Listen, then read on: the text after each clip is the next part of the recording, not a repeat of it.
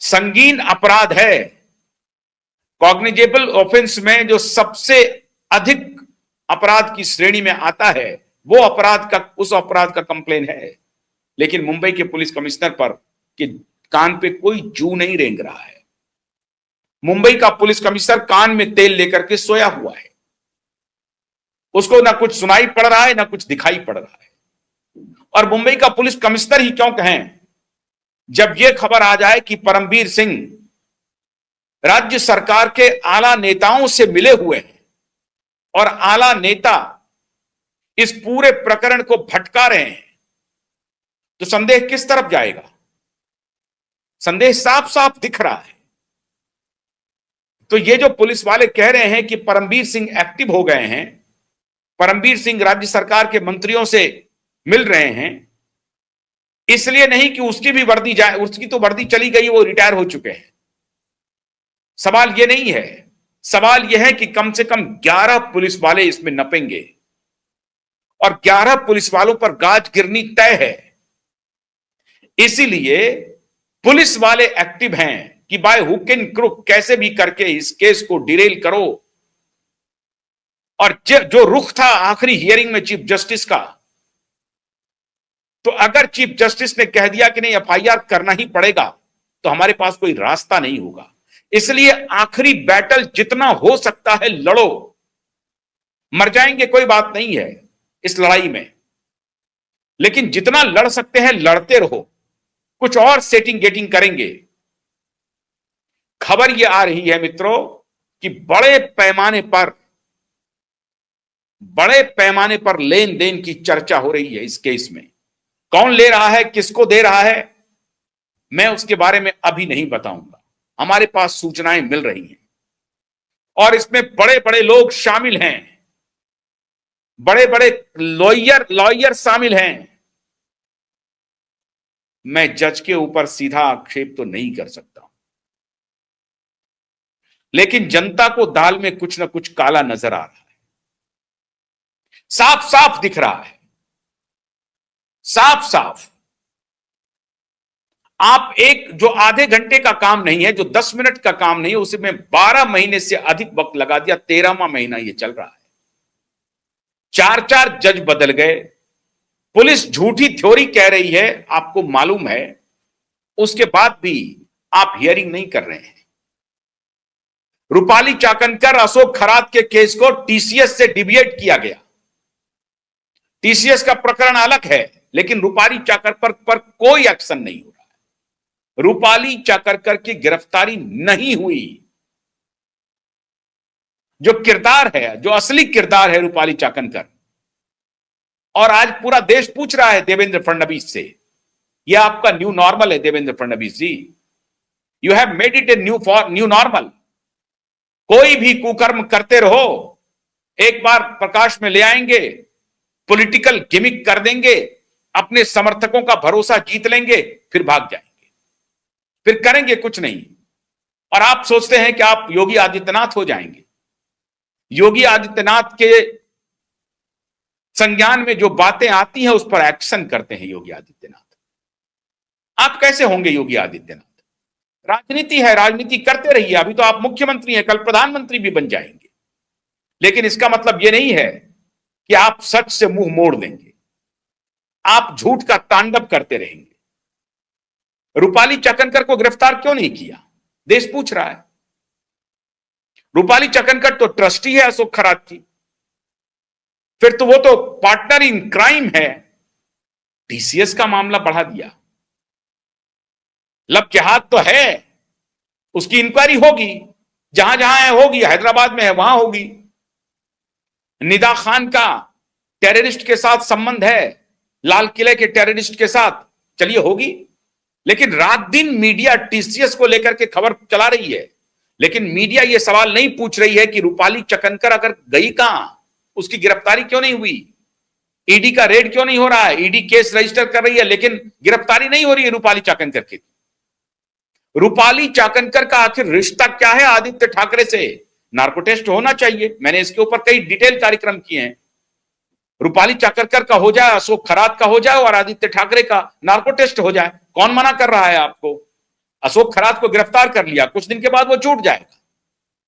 जब तक ये चलेगी, मीडिया में रहेगा, उसके बाद अशोक खरात भी छूट जाएगा, पैसे का तांडव होगा और उसके अपराध सिद्ध भी नहीं होंगे, सारे कंप्लेन वापस हो जाएंगे, रूपाली चाकनकर भी छूट जाएगी और इस तरह से पाप पर से पर्दा कभी नहीं उठेगा, पाप हमेशा ढका रहेगा।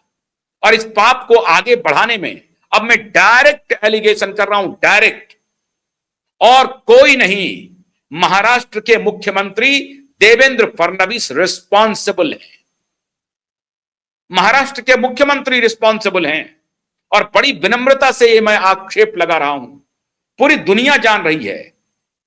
22 से लेकर 26 हो गया, एसआईटी ने कुछ नहीं किया, लेकिन अब आपने जिस केस को बर्स्ट किया है, अशोक खरात वाले केस को आप लेकर आए हैं बाहर, तो रूपाली चाकनकर को भी गिरफ्तार कीजिए।